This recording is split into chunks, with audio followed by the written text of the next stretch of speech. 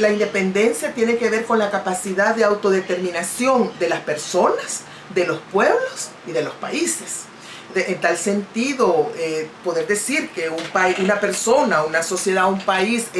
tiene independencia o que conmemore la independencia, o sea, está relacionado con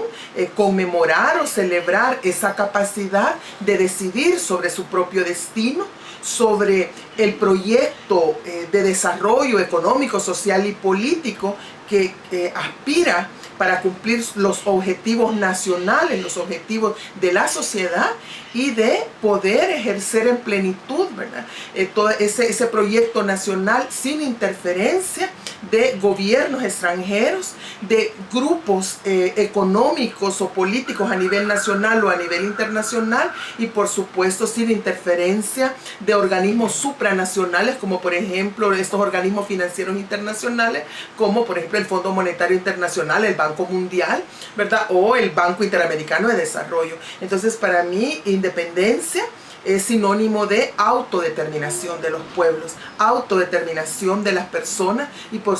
sobre todo de soberanía nacional.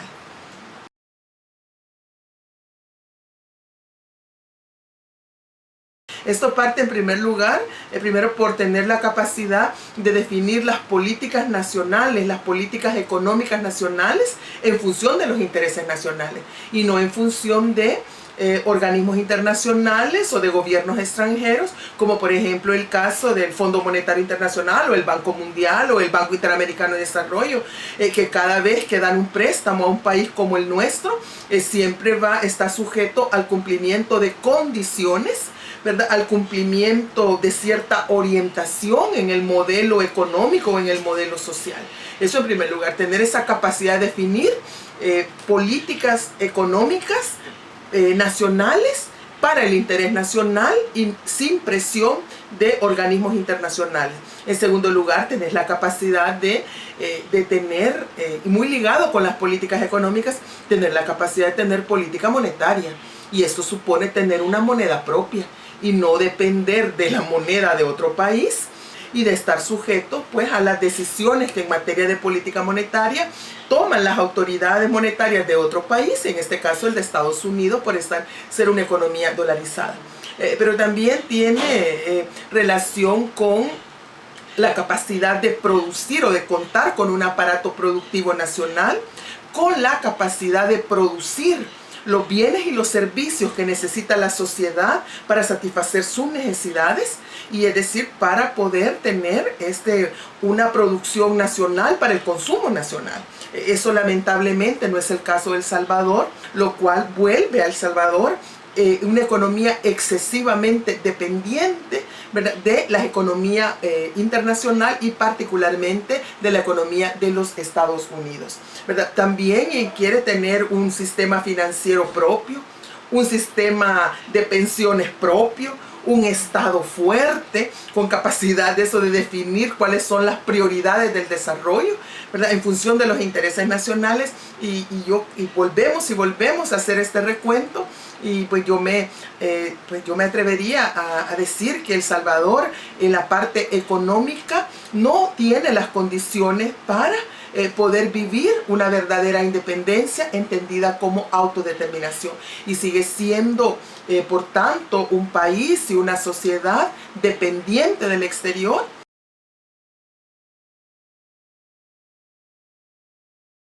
Uno de los principales factores que ha determinado estos altos niveles de inseguridad,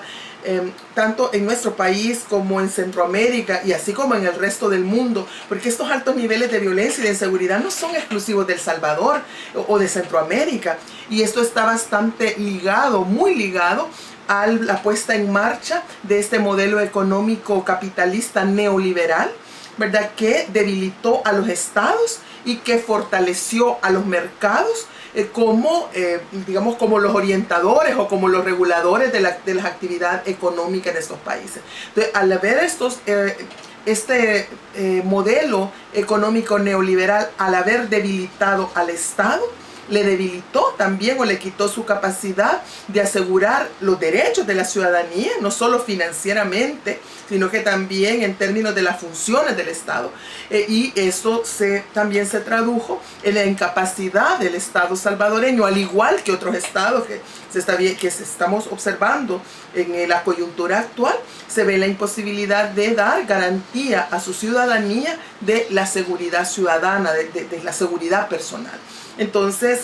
claro, eso al final se convierte en una especie de círculo vicioso, porque la inseguridad es la que nos limita la posibilidad de tener un proyecto nacional de desarrollo. Al no tener un proyecto nacional de desarrollo, esto incide en los altos niveles de inseguridad y así sucesivamente. Pero va a tener que llegar el momento de plantearnos las causas estructurales de esta inseguridad, para que finalmente la sociedad, y ojalá que algunas veces tengamos esos dirigentes, hombres y mujeres que estén en la política y en el gobierno, que tengan el valor, que tengan la valentía, el coraje de romper con el modelo neoliberal y de poder avanzar hacia otro modelo económico en el cual se recupere al Estado y se debiliten a los mercados. Y una vez que logremos eso, observaremos cómo se reducirán sensiblemente los niveles de inseguridad. Esta economía, ¿verdad?, es la que neoliberal, es la que está generando no solo el problema de inseguridad, sino que esto a su vez está determinado por la exclusión, por la desigualdad, por la injusticia social, y nuevamente por el debilitamiento de las funciones del Estado. El Estado salvadoreño está tan debilitado con el modelo neoliberal vigente en el país desde 1989 a la fecha, que ni siquiera es capaz de financiar los presupuestos nacionales para cumplir con las funciones constitucionales, ¿verdad?, sin tener que recurrir a empréstitos, ¿sí?, o sin tener que recurrir a andar pidiendo o andar mendigando donaciones, como por ejemplo esta del Fomilenio, o por ejemplo otras donaciones con otros cooperantes que para dar esa cooperación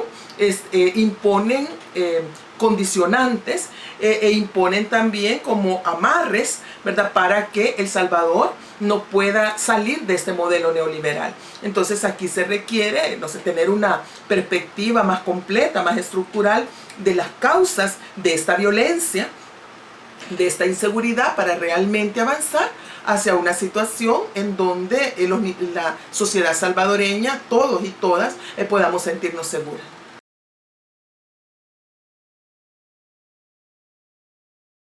Romper con el neoliberalismo no se basa solo en tener buenos deseos o intenciones o porque cambia un partido político que está en el gobierno, sino que esto presupone primero reconocer cuál es la esencia de este modelo neoliberal, que como ya lo he dicho,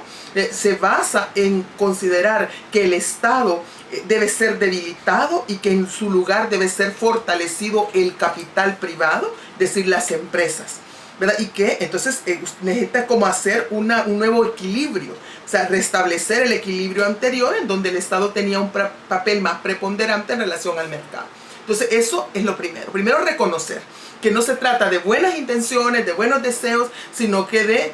acciones que rompan o que detengan esa inercia neoliberal. Y para eso hay que tomar decisiones duras, decisiones, como yo le decía, muy valientes, pero que van a representar realmente una ruptura.